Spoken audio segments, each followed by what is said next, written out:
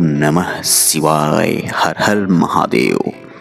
दोस्तों, 110 वर्षों के बाद यह महासंयोग बन रहा है जब शिवरात्रि की रात में यदि आपने शंख में यह चीज भरकर रख दिया, फिर होगी धन की वर्षा। राम राम मित्रों, महाशिवरात्रि आने वाला है और बस कुछ ही समय बचा है। ऐसे में शंख का महत्व बहुत ही ज्यादा बढ़ जाता है। मित्रों, शंख जो कि भगवान विष्णु के हाथों में हमेशा रहता है, और जहाँ भगवान विष्णु रहते हैं वहाँ माता लक्ष्मी का साक्षात वास होता है।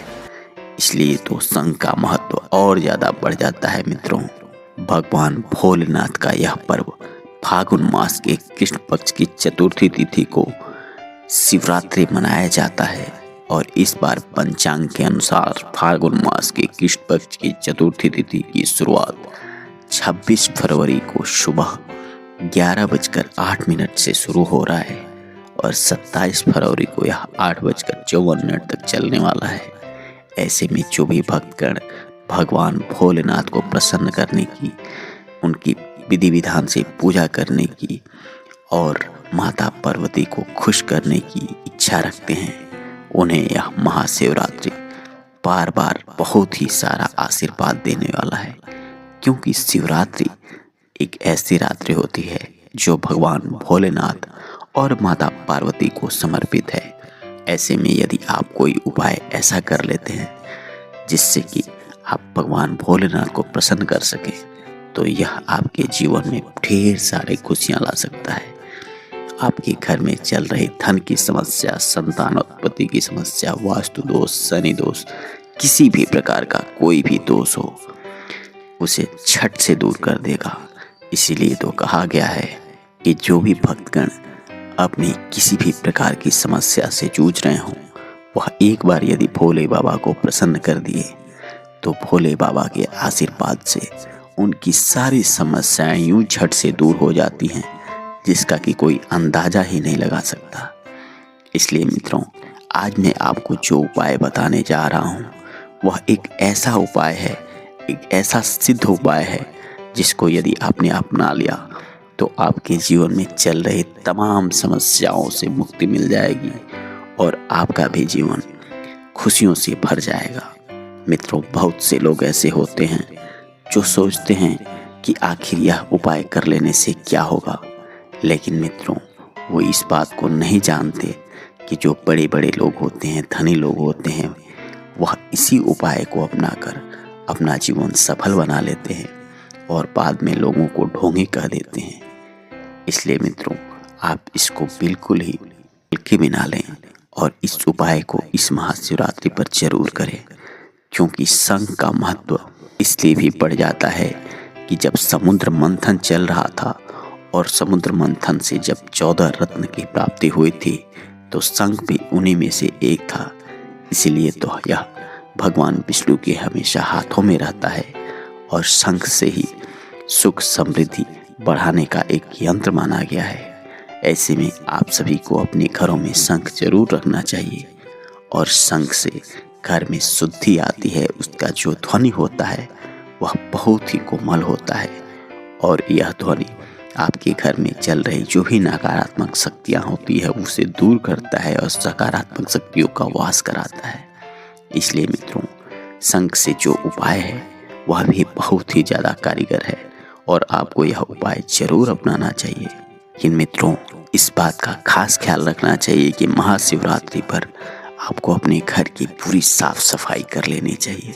कहीं भी किसी प्रकार का कोई गंदगी नहीं रखना चाहिए, क्योंकि भगवान भोलेनाथ उस घर में जरूर जाते हैं जिस घर में साफ सफाई होती है, जिस घर के लोग पवित्र होते हैं, और जिस घर में ऐसे में मित्रों आपको बेलपत्र, सफेद पुष्प, गंगा जल, धतूरे का पुष्प, कच्चा दूध, यह सब जरूर इकट्ठा कर लेना चाहिए, जिससे कि आप भगवान भोलेनाथ को प्रसन्न करने में कहीं कोई कमी ना छोड़ें। मित्रों, अब आपको उपाय करना क्या है। 26 फरवरी यानी बुधवार के दिन आपको सुबह जल्दी उठ जाना है। यदि आप ब्रह्म मुहूर्त में जग जाते हैं तो यह बहुत ही अच्छी बात है। यदि आप थोड़ा देर भी उठते हैं तो यह चलेगा। लेकिन सूर्योदय के बाद यह उपाय ना अपनाएं। सूर्योदय के पहले आपको यह उपाय जरूर कर लेना है। ऐसे में आपको क्या क्या इकट्ठा कर लेना है, एक जगह आप ध्यान से उसे नोट कर लीजिए या याद कर लीजिए। आपको एक लाल कपड़ा लेना है, एक मुट्ठा चावल लेना है और एक लोटा जल लेकर शंख को अच्छी प्रकार से धुल लेना है। शंख जब पूरी तरह से धुल जाए, साफ सुथरा हो जाए, फिर उस शंख में एक मुट्ठा जो चावल है उसको भर देना है और उसे लाल कपड़े में पूरी तरह से लपेट कर ले जाकर अपने पूजा घर में रख देना है और रोज इसकी पूजा अर्चना करनी है। यदि आप ऐसा करते हैं, शिवरात्रि के ठीक 7वें दिन जब यह आप सिद्ध कर लेते हैं, उसके बाद से आपको उस शंख में जो चावल रखे हैं उसे निकालकर उस लाल पोटली में गिरा कर रख लेना है और उसे बांधकर अपने घर की जो तिजोरी है वहीं ले जाकर रख देना है। इसके बाद से आपके जीवन में जो परिवर्तन आएगा, आप जो परिवर्तन महसूस करेंगे उसकी आपने कभी कल्पना भी नहीं की होगी, क्योंकि यह एक ऐसा सिद्ध उपाय है जिसको जिसने भी अपनाया है 100% लाभ मिला है मित्रों। और इस उपाय को करके बहुत सारे बड़े बड़े लोग बने हैं। और ऐसे में यदि आप भी यह उपाय अपना लेते हैं तो आपके जीवन में भी अंधियारा छट जाएगा और प्रकाश की एक नई किरण खिलती हुई वापस आपके घर में आ जाएगी।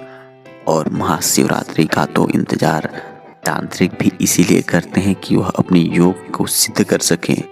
ऐसे में मित्रों, इस महाशिवरात्रि को यह महान उपाय जरूर कर लें, जिससे कि आपके घर में चल रही जो भी दिक्कतें परेशानियां हैं वह दूर हो सके और आप भगवान भोलेनाथ को प्रसन्न कर सकें।